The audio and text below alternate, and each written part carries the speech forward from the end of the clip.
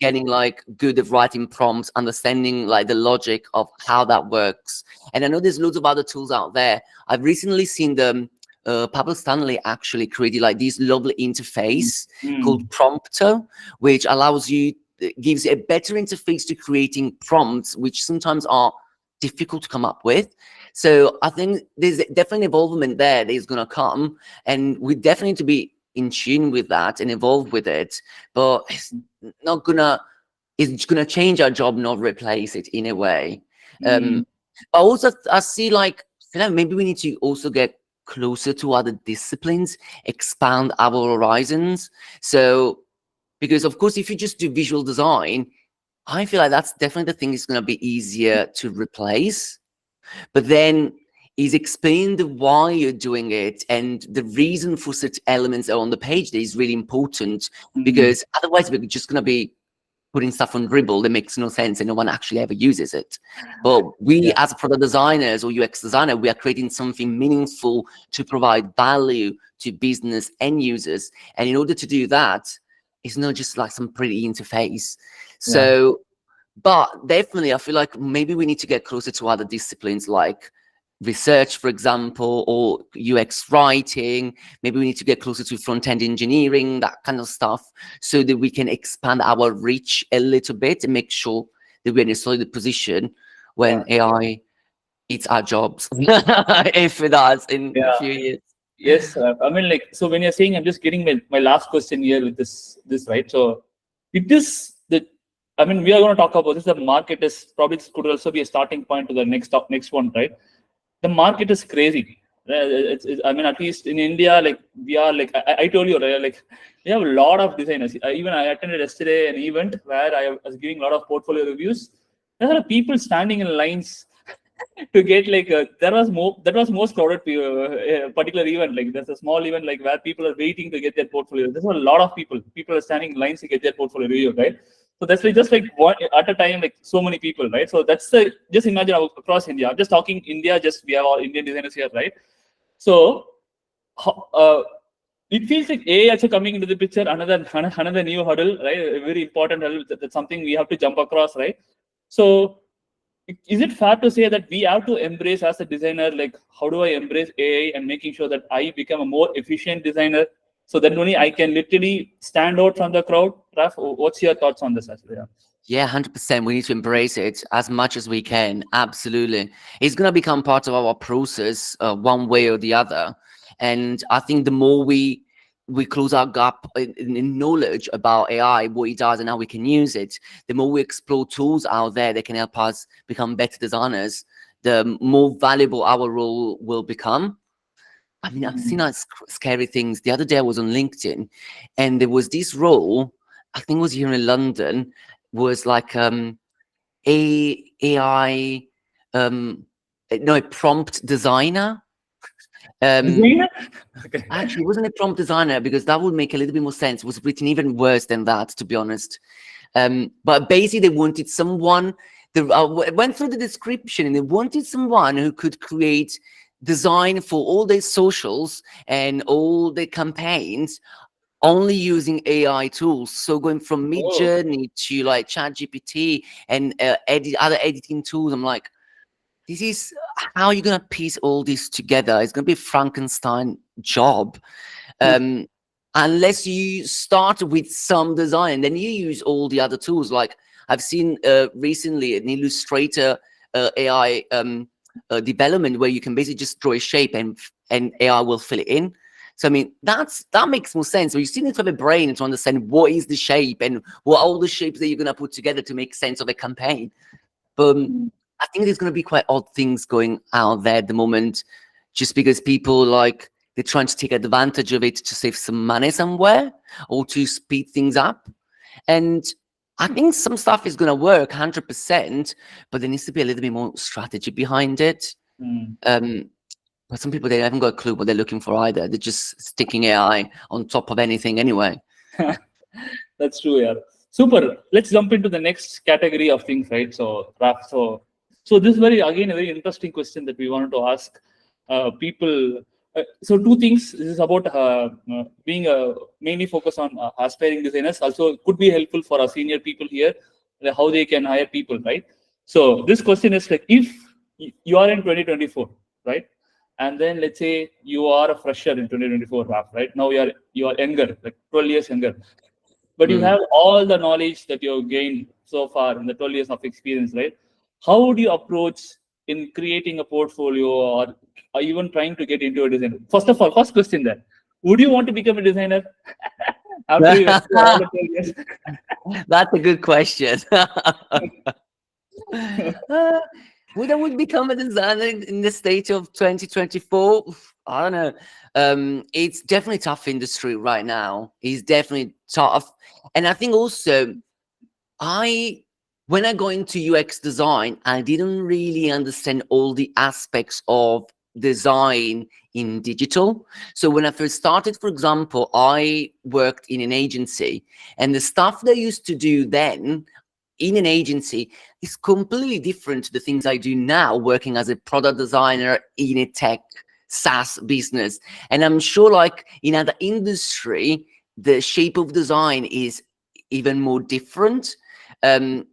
So I feel like if I had a little bit more knowledge when I first started, I would definitely try to understand a little bit more about the different type of jobs that are out there. They might all be called product designers or UX designer or whatever, but it's really important, I guess, to understand what's behind that title and what type of work you want to do, because product designer in tech is completely different to a UX designer in an agency, even though the role seems very, very similar. So I will definitely try to find out as much as possible to understand what I really want to do, what kind of things I want to do day to day. And I think the understanding will give you loads and loads of value in terms of like building your portfolio, building your profile, so that you can target companies very, very specifically to say, I like doing these things, I do this stuff, and I'll show you, and really be specific in what you put in your portfolio. I think that's really, really important. But I do feel like it's a tough industry, and you need to find a way to stand out from the crowd, because there's so many other designers out there who will have the same knowledge of you, the same portfolio of you. Like, they've done the same thing in all portfolios. Unfortunately, they all look the same. So how can you differentiate yourself? That's what I would think if I was a designer starting in the industry. What can I do to differentiate myself from everyone else? I think for someone who is a junior, what I look for and what I think we should show is an element of curiosity. How you need to be curious about something a lot. It's not just design. Let's say you've already got all the basics. You've got all the nice visuals. You've got all the nice understanding of the process, UX, and all of that. A bit of research in that. You've got the basics. You need to show something more. And if you're curious about anything, you need to inject that into your portfolio. Nice. And that could be AI, could be Web3, could be front end, like some coding, or could be something completely out of the tech world, design world. It could be that you're passionate about fitness, or you might be passionate about beauty or photography or whatever. Really like use that as a differentiator, and maybe that allows you to build something around those passions that you have and makes you stand out. Because maybe you can find an app that deals with fitness or an app that deals with photography, and then you can be a product designer in there, and your profile will definitely be seen more than others, because you not only can do what all the other juniors can do, but you've got that photography passion, and I think you will be able to be noticed a little bit more. Nice. And another thing is, like, maybe for people that are transitioning, I don't know how many of people here are juniors, they are transitioning from the industry, but that's usually quite common, and that's the way I've done it myself. And I think in that case, I think you've got so much more that you can leverage, because you've already done a career. You're already a professional. So why don't you use those skills that you've learned to add on to that UX knowledge, that visual knowledge that you already have. And that could be project management, could be like your great presentation, workshopping, or how do you show critical thinking applied into a different industry so that you can transfer that skills across. And also like use the people that you know. You're already in a job, transitioning. Those people might move to a different job. They might look for designers, or they've got people within their new organization who's looking for designers. Just use that network as much as possible, because that's I think the easiest way to be recommended by someone, because they know you, and is an easy way into like the interview process. Nice, super rough. I think it's very important, right? So one of the even I've been talking about this, like, hey, stand out from the crowd, stand out from the crowd. Right? Oh, what is that? How? How do I stand out from the crowd? Because there's so many different perspectives, and like, I mean, like, what do I do, right? I mean, the beautiful, I think the perspective you gave, right? Like, how do I bring my passion also as part of my portfolio? Like, it's, how crazy about how about a certain thing, and how am I also bringing into as part of the like, how can I probably like one beautiful example I just want to, like, there's a doctor, a dentist who became a designer, Raff, in India. Like, I know someone, I met someone who was a dentist. He's like a proper dentist, and then he found passion in design, and then he became a designer. I was like, what? Like, but he's now he got a full-time job now. He's a designer right now. Like, he's working as full-time designer right now. That's crazy. Wow. So You can do anything what? is possible. I mean, you can retrain. I think it's like that's the beauty of the before. I mean, if I think about my dad, he's done the same job for like 30 years in the same job, and I'm like, wow, that I couldn't think of anything more boring than that. Instead, the beauty now is like you can actually change job, change career. So many people like retrain and get a new degree, and I think that's awesome that you can do that.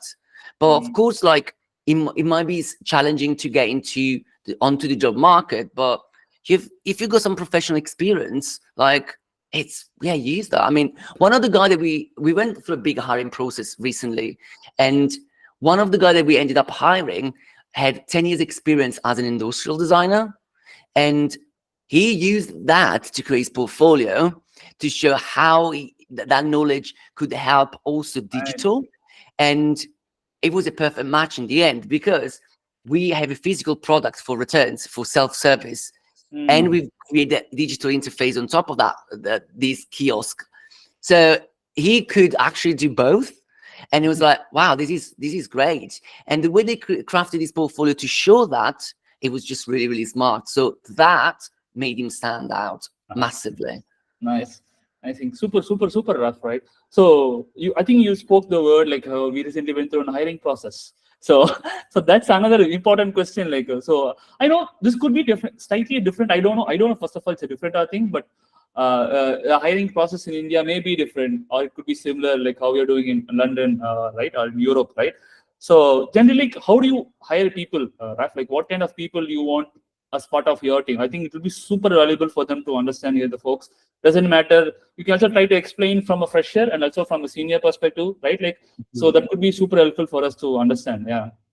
Yeah, absolutely. I think, I was saying, like, we went from 2 designers to 6 designers. So we are the 4 people. And that was really, really stressful. I mean, I know it's stressful for candidates when they're applying and they're going through interviews, but believe me, like, hiring 4 people is like, is a lot of work that goes into it. And well, I think there's a couple of questions in what you were saying. There's a couple of things that to talk about. The first one is definitely around like the process, what we follow. And it's very different from a startup to an enterprise.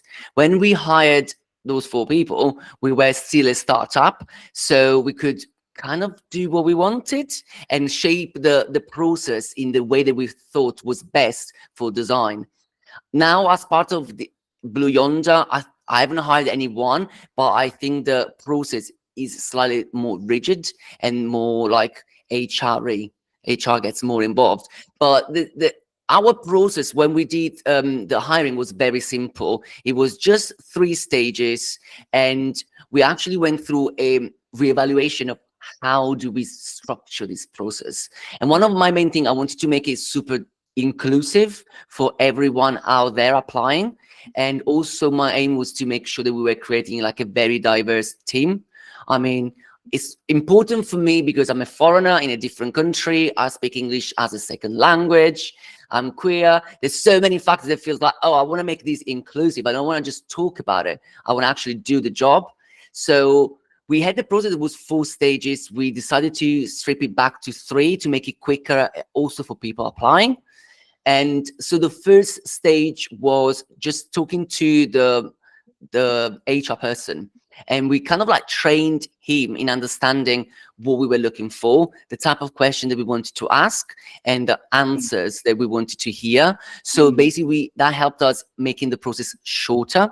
And the second stage was a chat with me and another designer or a product person.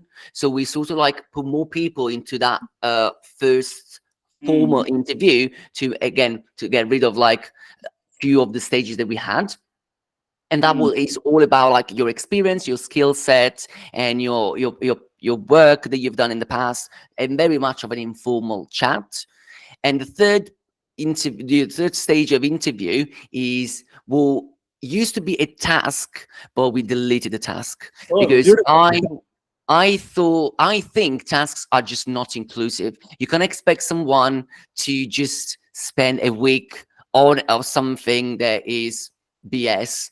It's not the right thing, in my opinion, and also doesn't really allow you to evaluate a lot about the candidate anyway. I mean, the worst are the tasks that ask you something about to do something on the product that you actually going to be working on. That's just stealing creative properties, really. So that's definitely, it was a no for me. I used to do tasks. I deleted that from the process. And what we asked people to do is just to come on board, go into your Figma and show some of the work that you've done. Very, very simply, no preparation at all, super informal, but we basically have a sneak peek into your world as a designer, and you can actually see the real stuff, not the pretty thing that has been prepared for you, but we can go into your Figma, let's have a look, and let's have a chat why you've done things this way. And definitely is a lot less pressure on candidates and is more inclusive, because if you think someone who's got a family or someone who's caring for someone, they haven't got time to do a task. So they just come on board for an hour and just do that. And I think, I enjoyed those conversations much more than when we did the task in the past. Beautiful. But another thing that we've added to make the process very inclusive, we provided the questions beforehand. So when they come for the second interview, which is only just a chat, we provided the questions in advance so they can prepare. And it's really, we found that it was really important for neurodivergent folks to have those questions beforehand. And it kind of helped everyone, because we had such a great feedback from candidates, because they were like, oh, wow, thank you. I can prepare for this. And it helped. The thing is, you might feel like, oh, actually, you can't evaluate the candidates well, but you never really go into a meeting unprepared. If you go to a meeting, you do your prep first. You trying to look for stuff that you might be talking into the meeting. So why would we not provide some questions before so they come prepared, and we can actually dive deeper into some subjects because people already know what we're talking about. So that was really, we found great feedback from that, and we had really good conversations, and I enjoyed those round of interviews much more than the one before. Beautiful, Raff. Amazing. This is like quite a very interesting process. I mean, we are figuring out in the company like what's the best process. You at least I got a lot of inputs today. Thank you so much for that. So one quick question for follow up. So do you follow the same process even for a fresher and also senior? Like any differences there, Raff? We follow the same process, exactly the same. Yeah. Really? And of course, the type of things that we get is different, because of course the junior will have less experience, will be able to show different things. So if they jump on a Figma, they will have like just some case studies and things like that. But we felt like the same process was suitable for both. There was no much of a difference. We hired up to a senior designer, so no one like a lead or a manager role. So maybe in those cases, will be slightly different. Definitely the questions that we will be asking will be different because it's left to do with the craft and more to do with also like people management. So maybe in that case, yeah, it will be different. But because we only hired designers who were all ICs, it felt like it worked very well. But what we did we basically had also like I created basically this matrix where we put down everything we were looking for. So we had some top knowledge elements that we wanted to track and what each one meant, and we were scoring each candidate against those top values that we were looking for. And that made the process really fair, because then we were not like saying I like that person or I don't like that person, but after each interview we were going on the scoring board and blindly we were doing like the scoring. So we were like trying to score each one against the point that we had there, and that was helpful to make sure we were hiring the right person for the job, and not just someone who was like funny or likable on an interview. Is like, are they showing the skills that we need? So that was an important part of the process. Super, Raff. Amazing, super. Thank you so much for sharing this. I think I just realized that I forgot to record the call, but at least recorded this important section that I wanted. So I can go back and look at it now. Super. So thank you so much. Right. So one, I think follow-up question with respect to this particular for seniors, right? Like before we jump into the client's uncomfortable questions that I have, right? So before that, this is like for the seniors, right? Like there's a lot of seniors here also, right? So where they're in a position, they've been working in a company for a long time, or they've been switching and more of like a senior product designer or lead designer or something like that, right? So how do you think they should decide where my path trajectory should be? Like, is it like more of an IC or more of like a design leader, like where I mentor people, guide people, like that, right? So what's your thought? So like you could share from your own story, or like what's a general thought around this, Raff? Yeah, well, I'm not gonna share my story because my career has been so random. Probably I won't be able to like give really good advice on that. Maybe actually looking back, I'm like, yeah, I've made some weird decisions. But I think like there's definitely an element within businesses that is completely broken, especially for designers who want to progress and then don't really know where they want to go. And there's no career ladders that done nicely in businesses. I know I worked quite a lot when I was at Doddle to create a career ladder to ensure that like people wanted to progress, they could see the path that was laid for them, especially if you want to go towards an IC path. It doesn't feel like there's a lot out there that is shaped for you. But my experience at Doddle was interesting because we were a team of 3. I was the head of design, and I've made it very clear, like, hey, if you want to become a manager, unless I leave, we're not going to need another manager. So we need to figure out how this is going to work. Thank God no one wanted to become a manager. None of my designers were like, no, they want to deal with all of that stuff. I just want to design. So what we did, we created a career ladder to enable them to step from a product designer to a senior designer, all the way to staff and principal. And we're trying to like shape what does that actually mean? What is the kind of work that you need to do and the kind of like skills that you need to show to progress that way? But I don't think that's done well in many companies. And it's a big problem because you don't want everyone to become managers. And I've seen really good developers, really good designers who are really bad in managing. So you really don't want them to go down that path just because they want more money or just because they want to progress. You want them to stay in design, stay like in front end, back end, or whatever, because they're good at that, they enjoy it, and you just want them to get more money, get involved in more interesting projects, having different types of conversation in the business.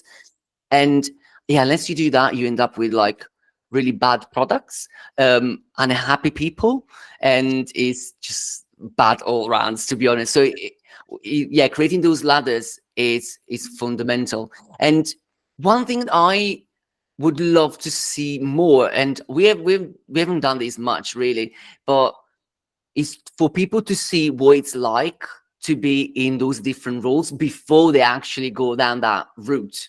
So if you, for example, you're wondering, oh, I might want to become a manager, but I don't know what that means, there should be a program that allows you to see that, to shadow someone and see actually what does it mean to be a manager, a design manager or a head of UX or whatever that is, so that you can get a bit of a feel about that before you actually go down the managerial path.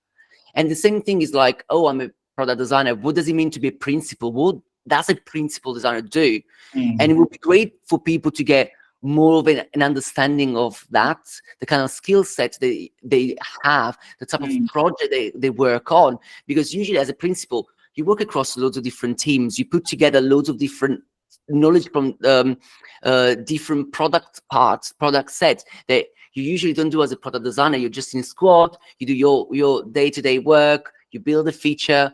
Instead, as a principal, you usually like work on overarching problems that are much more complex. Unless you see that as a designer, you don't even know what does it mean to work cross-functionally, or what does it mean to work across multiple squads. And yeah, if people can have like a peak of that, those different type of roles, it will help all of us become better designers, really. Yeah. I think it's as you mentioned, right, it's very important to understand as a designer. Let's say after 6 years, 5 years, I need to understand where am I, like, right. So one thing that I'm even still struggling myself. Should I be like more of an individual contributor or more of like a design, right? Sometimes my mind says this, or sometimes my mind says this, right? But luckily, like I have a very good mentor who's guiding me. Like, how do I? Sometimes that's also good, right? Right. I So feel like I'm your mentor because I've still haven't made up my mind if being a manager is great or not. So I've been doing this for a while. I'm always thinking, should I just go back to my Figma files and just build nice products? Always have that question in my mind constantly. that's like my what is it, like escape plan. If nothing is working out, I'm going back to Figma. There's something nice about just like be you and your designs and just like iterating on those. And but yeah, it's a difficult question. But also I've seen quite a few people out there who have been managers and they've gone back to IC roles. So it's not the end of the world. You can do both at the end of the day. Got it. Super. So to the most important thing, also like very close to what Clan is also trying to make people is get uncomfortable. Right. So that's our tagline. The Clan get uncomfortable. So just a couple of. I'm pretty sure you're gonna nail it, right? Because the energy that you are, right? So is there any moments that you felt super vulnerable being a designer, Raf, as part of your career? Can you share anything like how you overcame it? It could be like, oh, imposter syndrome. You may have gone through imposter syndrome. Like, oh, basically, what's the meaning of imposter syndrome? Like, oh, I'm a fraud. Am I good enough? Oh, there's so many people better than me. Like, what am I doing? And so that kind of like thoughts that haunts us, right? So have you faced these kind of things, or are there any other vulnerable moments, and how you came through that? How will it help you become a better designer, right? So any stories, anything that you would like to share that? Yeah. Yeah, I mean, yeah, imposter syndrome. I mean, I think everyone has imposter syndrome. I have imposter syndrome right now. Why am I here? Why? Who am I to say things in a microphone? So I think imposter syndrome is always there. We all have it, and it's just the way it is. I think we just need to embrace it. And there was like one of my managers at one point. I was asking him about imposter syndrome. How could I get rid of this bloody thing? And it was like, everyone has imposter syndrome, and it's a good thing. Is a good thing because if you didn't have imposter syndrome, you wouldn't be such a nice person, or a person that is open to others people's opinions, and it wouldn't make you as much as a good team player. Because I think when you start like double guessing yourself a little bit, you are more open to learn, you're more open to growth, and allows you to really aspire for something more. You want to better yourself, and I think that's a really, really good quality. So the thing is not getting rid of the imposter syndrome, but how do you ensure it doesn't really take over to you being a good designer, to you being like doing a good job? And that's, I think, what I work on all the time. And one of the motto that I use that all the time, loads of people don't like it, but I do, so whatever, is like fake until you make it. I say that all the time to everyone: fake it until you make it. But that, loads of people just think like, oh, I just need to go in an interview and lie, or I just pretend I know how to do this instead I don't, and then you mess up the entire teamwork. I'm not saying like faking in the sense of like lying, but it's more about, I see that more from a confidence point of view. And I know like the AD Police founder Felix Lee also like mentions the same thing, is giving yourself that boost that allows you to put yourself in uncomfortable situation outside of your comfort zone.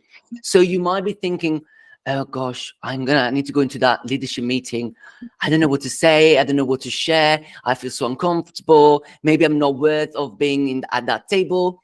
And what I think, I'm like, no, I'm here because I'm worthy of this. I've been able to get to the position I'm at because of my skills. I'm gonna fake the shit out of it and go in that meeting and give me that confidence. And usually you just know things and you're able to do things. It's just that confidence thing that you need. And that's why I feel is important in order for you to really like gain that agency, that entitlement and ownership.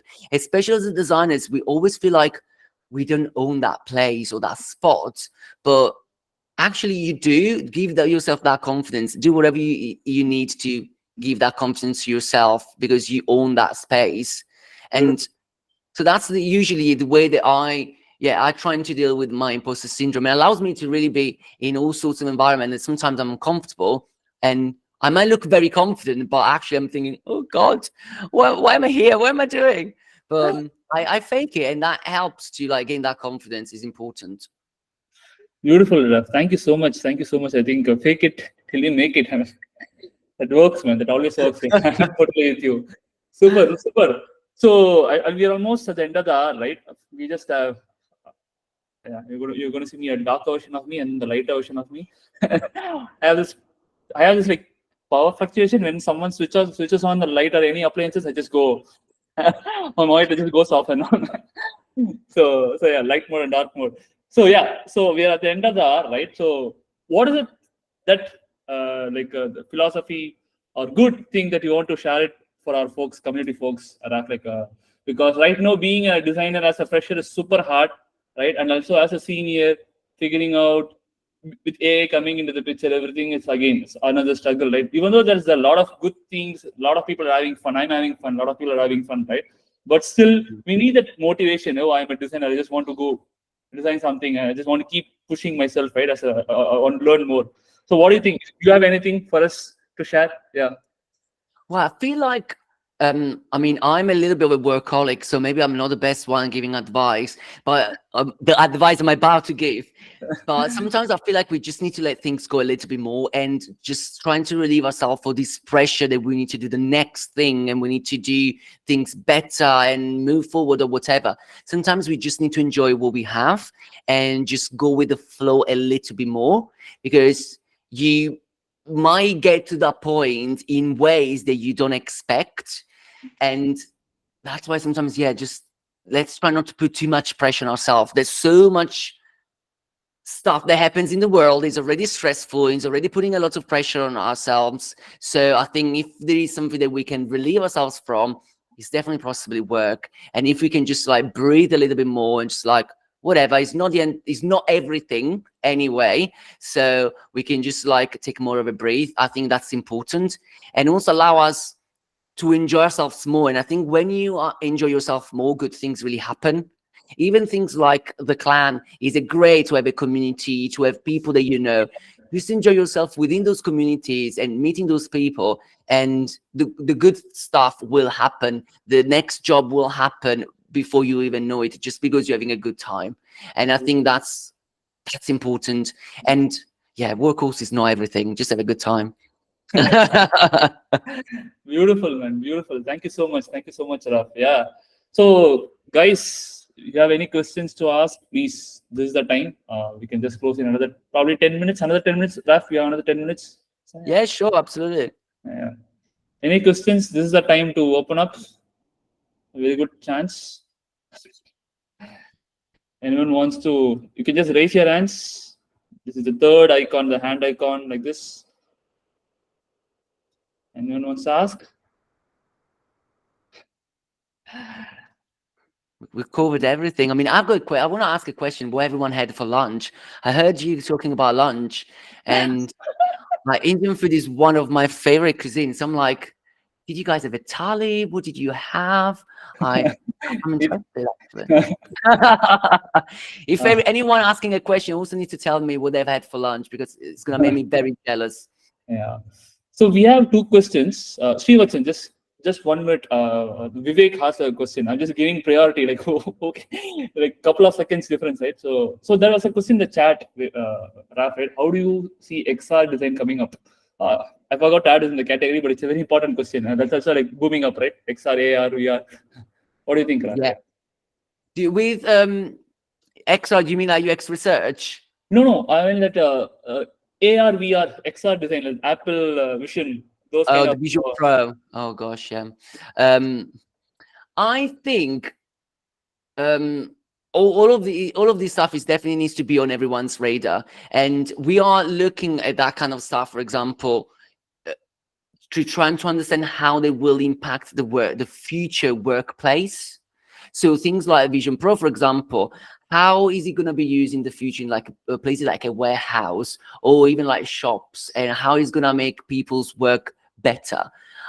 And therefore, how do we need to design, not just design in terms of like the interfaces and things like that, but how can we think about creating an experience that also involves those other elements? And I think it's definitely like evolving, but it's been like 10 years it's been evolving and nothing really happened, nothing really changed concretely. But I'm sure that it will have some sort of impact very soon. But unless all these things really like become any cheaper, it's very difficult that are going to be used in the workplace. We're finding we've got products that they've been used by, I can't say the name of the retailer, but it's the biggest retailer that you can think of in the world from the US. We've got product that we sold with them is doing really, really well, but even they are looking at making things cheaper, and we find it like difficult to sell to other like logistic providers or retailers because it's expensive. So I'm thinking, if this is a solution is proven is working and saves money, but because of the price, they can't really justify ROI. So how is all these headset and Vision Pro is going to actually be used in a day-to-day? If where is the ROI justified? Would the people be able to buy all of that stuff? So I do wonder a little bit, but there's definitely an element of us then as a designer that we should connect to it and explore that as a possible avenue. Also, because unless we get involved, how do we make those things more available and more suitable to solve certain problems? Because it's not just about, oh, it looks cool. It's like, does it solve a problem? Does it make things more efficient, more profitable? And if that's the case, then yeah, people will use it. But I think as a designer, we can play a big part in shaping it. Super beautiful. Yeah, Srivatsan, please go for it. Yeah. Yeah. I'll just ask it like this. So, how do you when you are in your early stages in your career, how do you practice yourself to become a better UX or UI designer? How do you because since you don't have a lot of experience at it and you don't know where you're going to end up in the future, so how do you develop your skill set? Like how do you prioritize whether it's UX or UI? Like you have to prioritize it because you have to choose one, not one, but you have to start with somewhere, right? Like how do you do that? Yeah, that's a great question. And as I was saying before, when you first designer, you're just starting, you haven't got much of a clue what's the world out there. It's just like, it's quite confusing. There's so many things and the different shapes of designers, like you don't really know what they are. So yeah, it's a really, really good question. I think as a junior, I wouldn't really try to pigeonhole myself into anything. I will try to keep myself as broad and open to opportunity as much as possible, because you don't really know much. You're not going to be excellent at anything anyway. So I will try to really be open to do a little bit of research, a little bit of UX, and a little bit of visual, explore also other elements of design. And that could be going as far as motion graphic, for example, or could go into like strategy elements. So I would keep myself as my knowledge as vast as possible, even if it's on a more of a shallow level. And that is that UX generalist kind of role that I feel like suits very much like a junior position, so that when you then get into a position, you can start exploring what is suits you best. And that's something that I'm trying to do with we hired 2 juniors recently. So I'm making sure they get exposure to many different things, so they then can decide, oh, I don't like research, I prefer doing like more the visual design. But even visual design, what kind of visual design do you want to do? So one of the people they have hired is just working on the design system, so they're able to understand if they like that. I find design system really boring, but some people love it. So I think you just need to experience it. So as a junior, just trying to do as many things as possible, because you're not going to master anything at that level. But the more that you know, the better, and allows you to understand what you like and what you don't like. But if you don't have professional experience, I would lean on mentors as much as possible. So one of the things that you were saying, like, where do I start? How do I learn more things? I would suggest to have really good mentorship, and don't go to a mentor to just like boil the ocean. Go to a mentor with very specific questions. Show, I've done this design, why is it wrong? Or I've done this like app, like this is the flow, what's wrong with the user flow, or like an experience map. Go with very specific things, because that's how you actually learn. If you're just saying, how can I get a job? It's like, yeah, there's so many ways to get a job, but it's all about the skill set. So if you go that way, I think that's much more meaningful and useful. Got it. I hope I answer your question. Yeah. It was like this is something like what's it I was looking for. So it was really useful for me. Super. Cool, Super, nice. Raff. So we have 2 more questions, so we can quickly go through that. So Gauri Shankar, it's a very interesting question. Like, how you see the remote or work from office, which is better in upcoming years for us designers? That's interesting. I know the world is like so. I feel like we still have these hung up from COVID. It's from 2020. It's been 4 years, and we're still trying to understand the new world of business. How is it everything's gonna 100%. work together? I'm still hung up. I feel like businesses still haven't really found a way. And I work in a company that's made a conscious decision to go as remote as possible. So smaller offices, everyone works in this more hybrid way. I'm not sure about actually the designers in India. I think they are very much a hybrid, but they still go to the Hyderabad office, I imagine. But we work in this much more interconnected world. I work with so many people in India, so many people in the US or in Germany. We can't really work in the office together. So we just need to like find the right way to work remotely and make it work.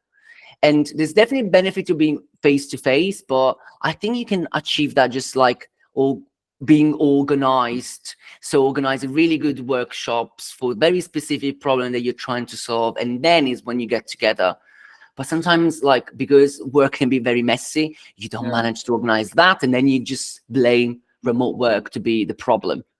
Because then if everyone is in the office, you just gather people together and just start talking and solve problems. But the problem is not the remote work. The problem is like we're just disorganized, and that's why it doesn't work properly. Yeah, 100% accurate. One thing that we are going through is like we're huddling in office just to talk, and all the focus works happens in home, right? So that's kind of very helpful. So I think pretty much everyone agrees. It doesn't matter designer or anyone, right? Like, if you want to talk about, come together, do some workshop or have some meeting in person, I think that helps a lot. Lot of clarity is getting clear there. But when it comes to work, I have all things what I want. I'll just put down my headset and just work and implement it, right? So yeah, super. Hope Gauri, I think it helped for you, right? So Havila asked a very detailed question. I would say it's like when I read that, it's a very big answer. But probably you can just try to just share your response quickly. So what are the pros and cons of working as a designer in a product company versus an agency? And also there's a follow-up question like how the design process is different in these two different organizations. Yeah, that's very. I've actually was gonna write an article about it because I find it quite fascinating, especially because I didn't realize myself how different a product designer job is in a tech company compared to what I was doing before in an agency. I don't think there's pro and cons.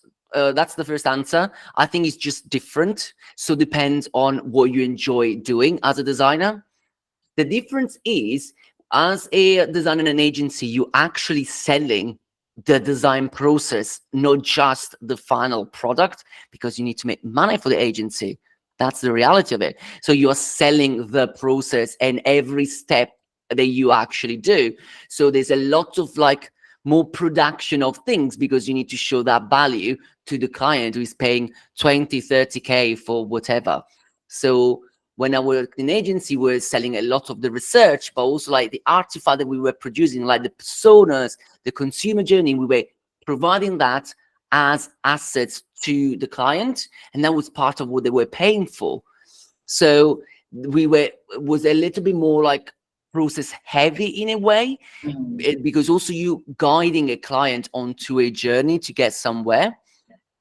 But and also everything is much shallower, in my opinion, in agency wise, because you're not into the business, into the company, into the product. You're just very, very shallow because they ask you a specific brief, and you just solve that small thing.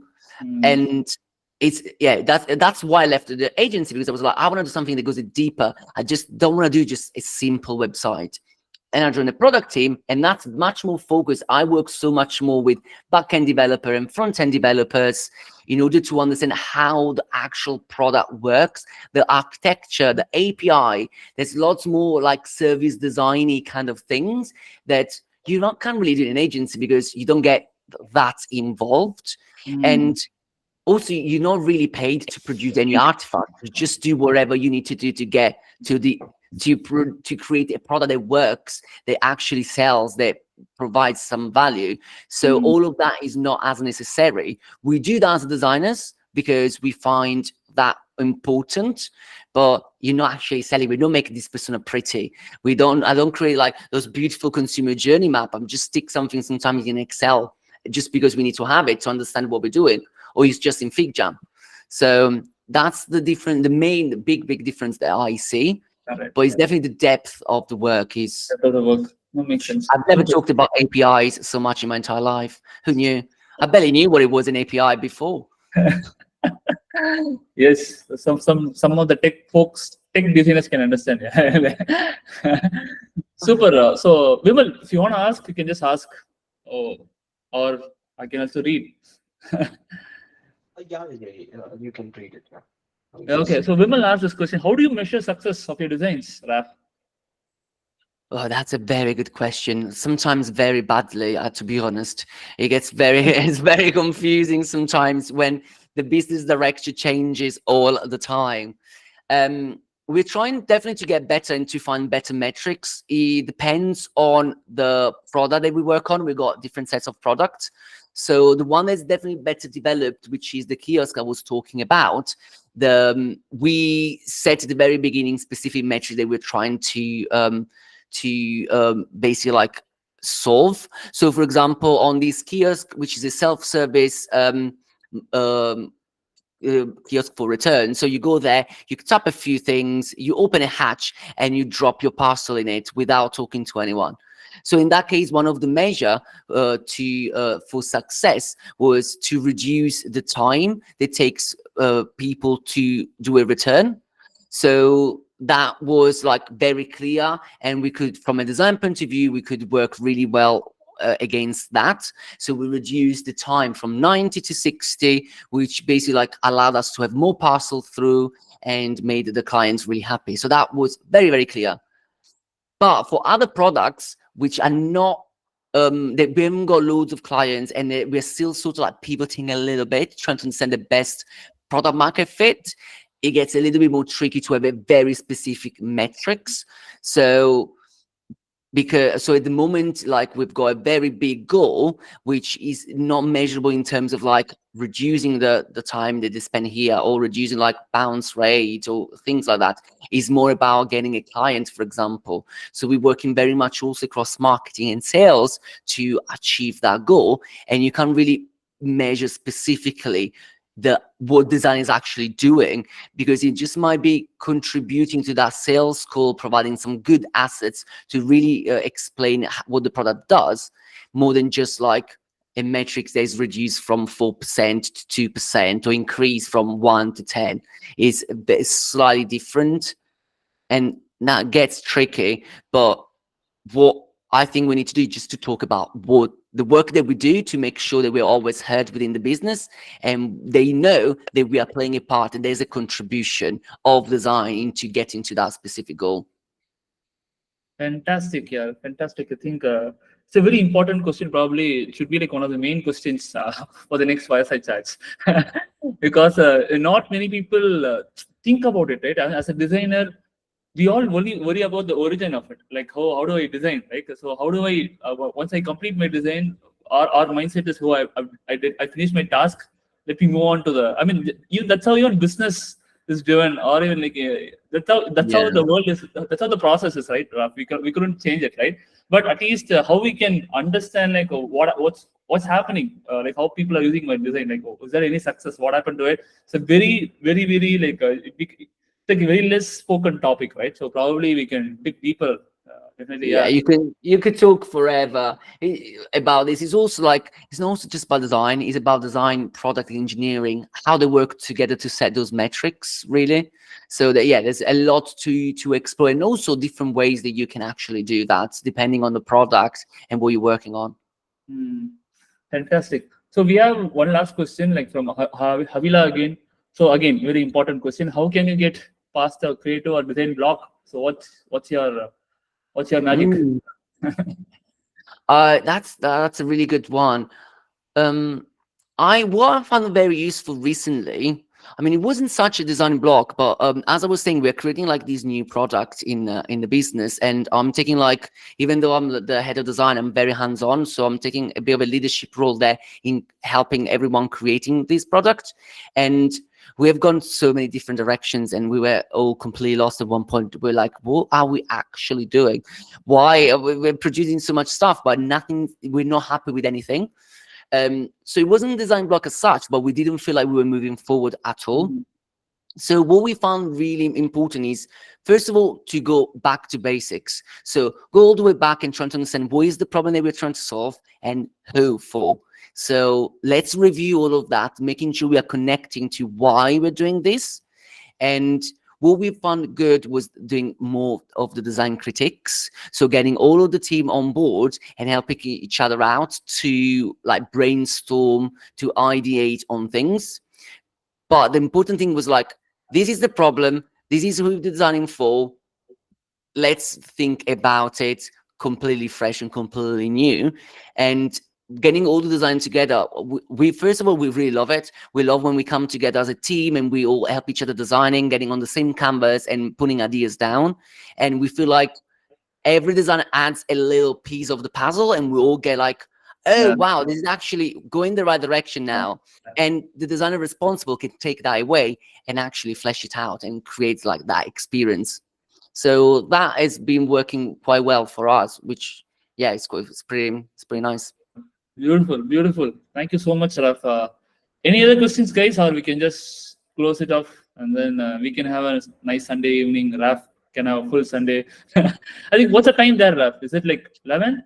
It's 11:46. So probably I'm gonna go for a nice brunch now. Nice brunch. Nice. So thank you so much, Raff. Right, just a couple of thoughts to these folks. So this is like, I hope you guys had good time. You can show via your reaction, like how you felt about this call, right? So it will be super helpful for us. And also we are doing our best from the clan community to invite great speakers like this, and we are doing a lot of activities. In fact, we have our next in-person meetup next Saturday, Raff, right? So I'm really looking forward to meet some of the folks there, right? So if you come to Chennai, if you come to Hyderabad, we'll try to fly you in. and then probably we can definitely do an in-house in-person meetup also, right? So yeah, thank you so much. I'm gonna make a case to come to India to my company. Fantastic. I hope every one of you had a great time. A lot of wonderful learnings, wonderful points, facts, and very black and white truth about design and everything. Thank you so much, Raff. Thank you so much. Thank you, guys. Have a good Sunday. And this recording is available. I'll post in the WhatsApp group in this channel. So I'll just share the link. Yeah. Thank you so much, guys. Amazing. Thank you so much, Thank you. Thanks, everyone. Bye.